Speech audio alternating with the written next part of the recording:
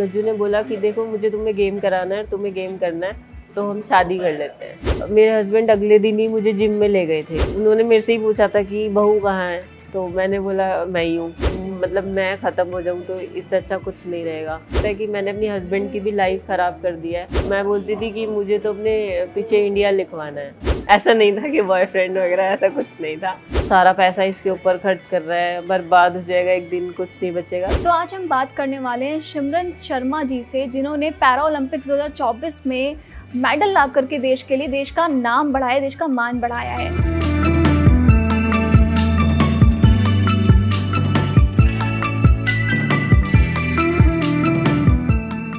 सिमरन जी, सबसे पहले आपका बहुत बहुत स्वागत है। आपने अपना वक्त दिया, इसके लिए बहुत बहुत शुक्रिया आपका।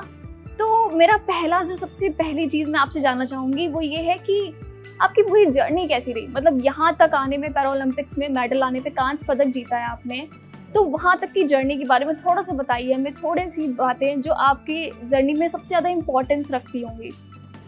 Thank you so much ma'am, पहले तो मुझे यहाँ इनवाइट करने के लिए। 2017 से मैंने प्रोफेशनल गेम स्टार्ट किया। मैक्सिमम स्ट्रगल जो मैं कहूँगी वो मैं बोलूँगी कि मेरे हस्बैंड का रहा है। मेरी शादी हुई थी 29 नवंबर को, तो मेरे हस्बैंड अगले दिन ही मुझे जिम में ले गए थे कि अभी ठीक है, हो गई शादी, अब चलो जो अपना ड्रीम है, जिस चीज़ पे हमें फोकस करना है तो अभी वो करते हैं। तो जब हम वापस आए थे तो वहाँ पे कुछ औरतें थी जो मुँह दिखाई के लिए खड़ी थी। उन्होंने मेरे से ही पूछा था कि बहू कहाँ है, तो मैंने बोला मैं ही हूँ। हाँ जी।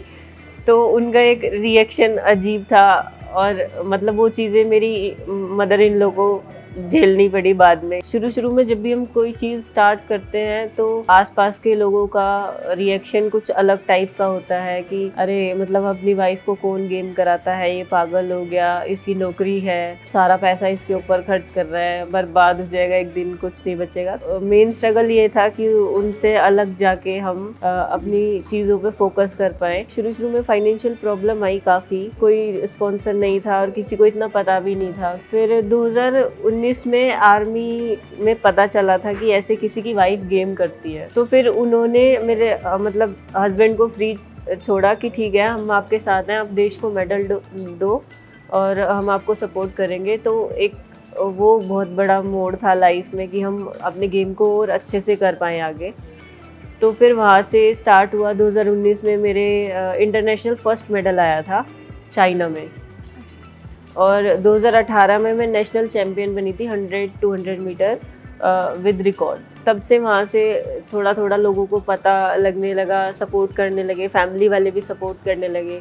मतलब सबसे ज़्यादा अगर लाइफ में चीयर लीडर मैं कहूँ आपके, तो आपके हस्बैंड रहे, और फिर उसके बाद उनकी फैमिली भी आपके सपने के साथ जुड़ती रही, आपके सपने को चीयर लीडिंग करती रही, और मतलब एक तरीके से पूरा सपोर्ट रहा फैमिली का।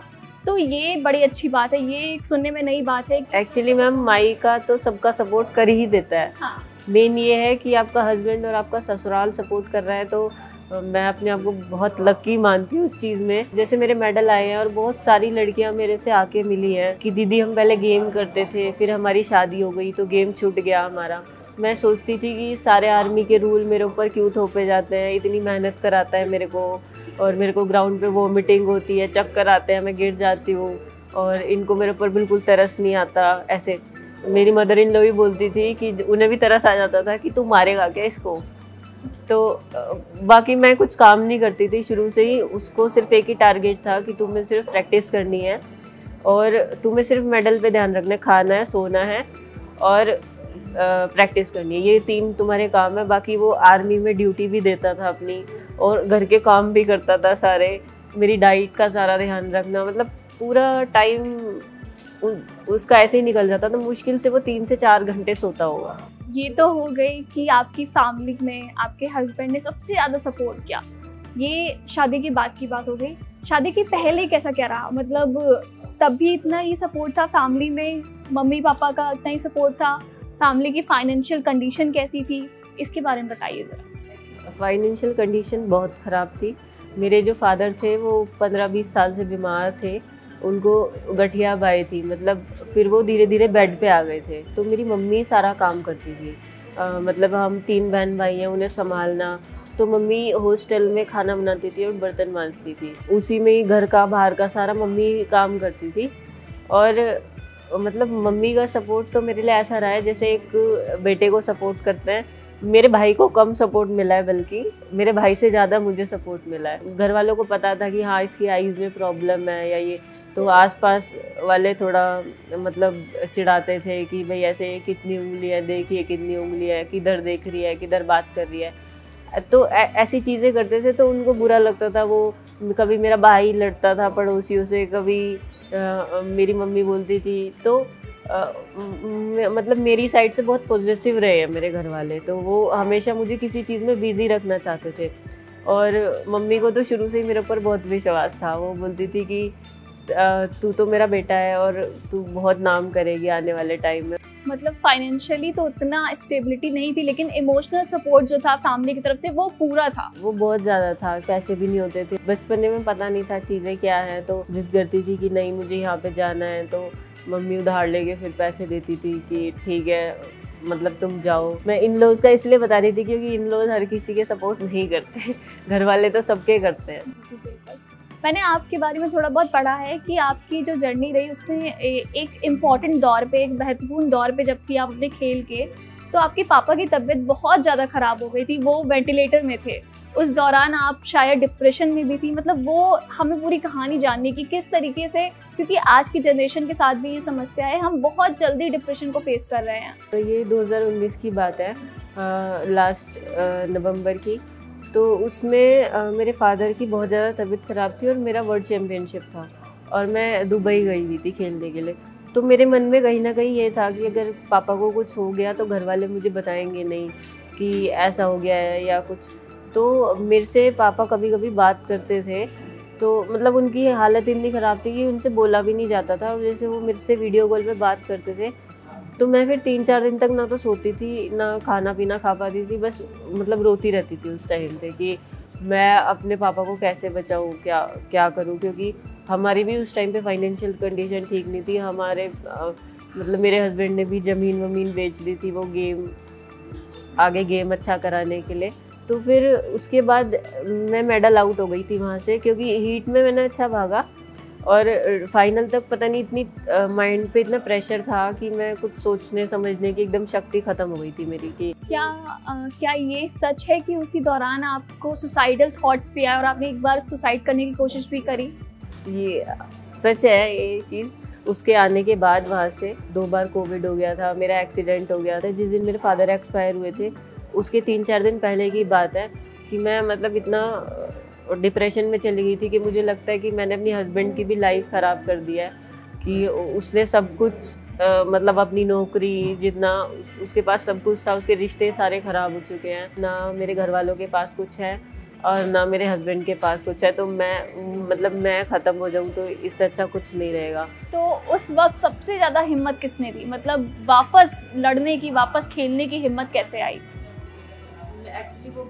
एक्चुअली वो बात किसी को बताई भी नहीं थी मैंने। आप वो इंटरव्यू में पहले वायरल हो गई थोड़ी, वो भी गज्जू नहीं बताई थी।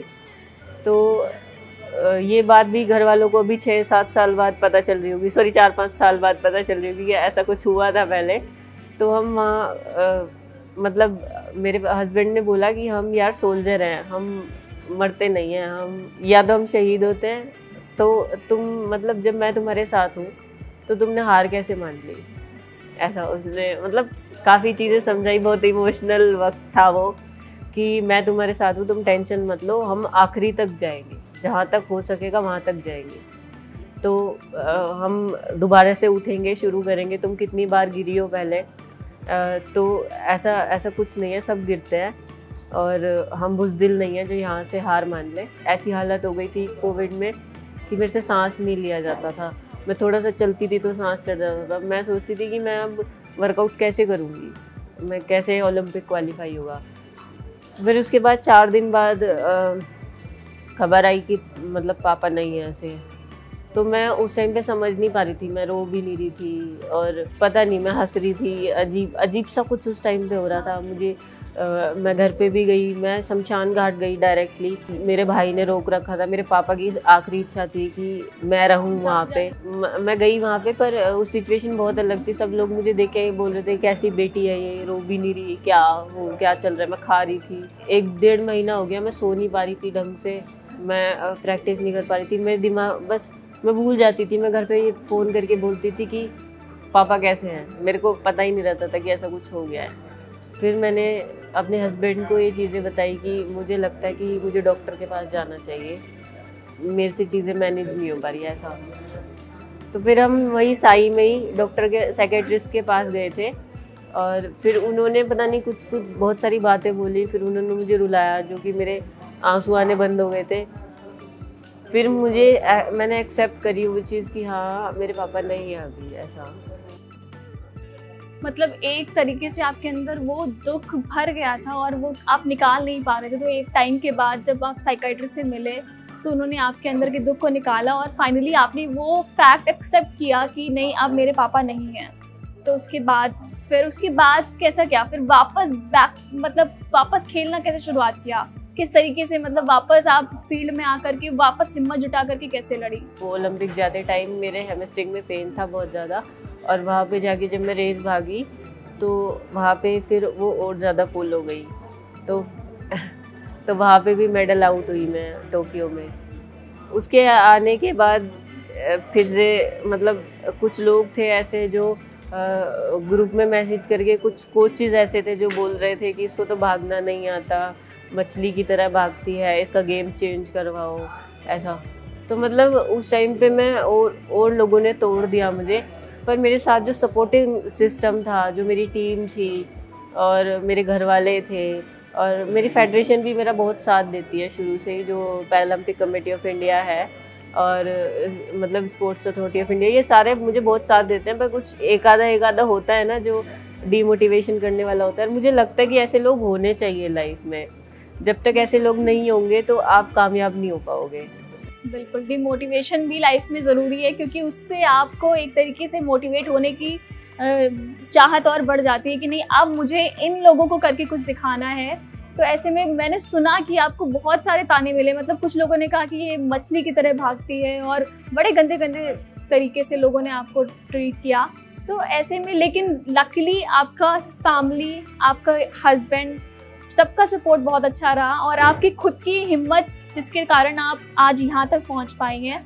सिमरन जी, थोड़ा सा मैं आपकी लव स्टोरी के बारे में भी जानना चाहूँगी कि जो आपके हस्बैंड है गजेंद्र सिंह जी, आर्मी में हैं वो, तो उनसे आप कैसे मुलाकात हुई आपकी और कैसे क्या शुरुआत हुई इस कहानी की, जो आज सोशल मीडिया पे तो बहुत ज़्यादा प्रचलित हो गई है कि लोग जानना चाह रहे हैं कि सिमरन और गजेंद्र, सिमरन और गज्जू की क्या कहानी है? एक्चुअली मैम हम दोनों दोस्त थे, नॉर्मल दोस्त थे। जो गज्जू है वो उसको शुरू से ही भागने का बहुत शौक है। तो जो मेरे फ्रेंड सर्कल था जिसमें मैं रहती थी, तो कुछ हमारे 1-2 भैया थे, मेरी दोस्त थी, तो वो हमेशा ही बोलते थे कि ये फौजी पागल है, नौकरी लगने के बाद भी इतना भागता है, और इसकी जगह हम होते तो हम चैन से बैठ के रोटी खाते, अपनी नौकरी करते।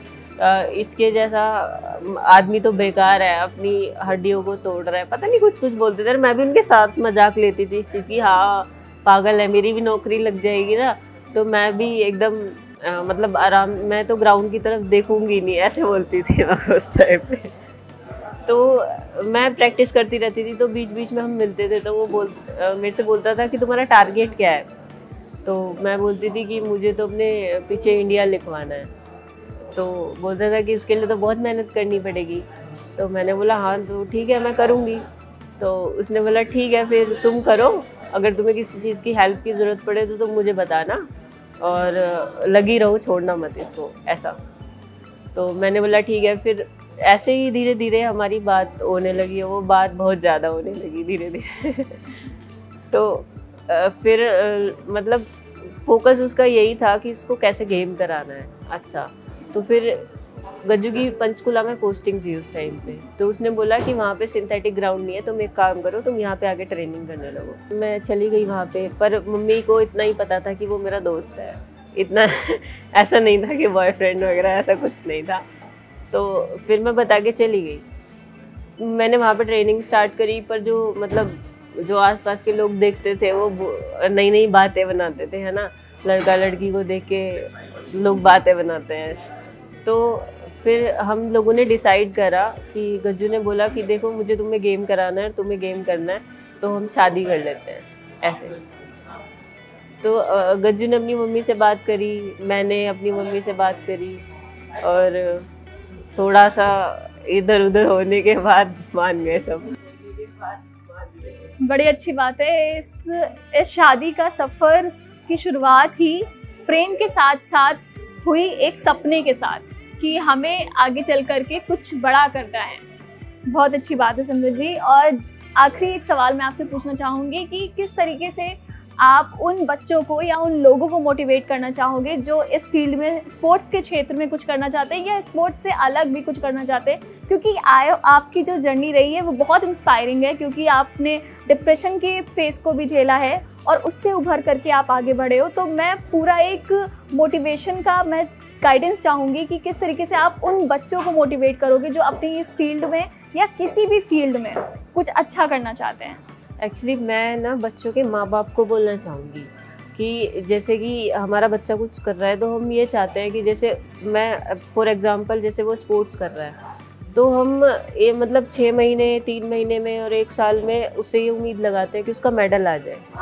तो हमें किसी भी फील्ड के लिए एक बेस की ज़रूरत होती है। हम कुछ भी कर रहे हैं, डांस कर रहे हैं, गेम कर रहे हैं, सिंगिंग कर रहे हैं, कुछ भी कर रहे हैं, उसके लिए हमें एक बेस की ज़रूरत होती है। अगर आप ये चाह रहे हो कि आपको 6 महीने 1 साल 2 साल में सब चीज़ें मिल जाएं तो ऐसा नहीं होता। मुझे भी 8 साल से ज़्यादा हो गए और अब आके मेरा मेडल आया है।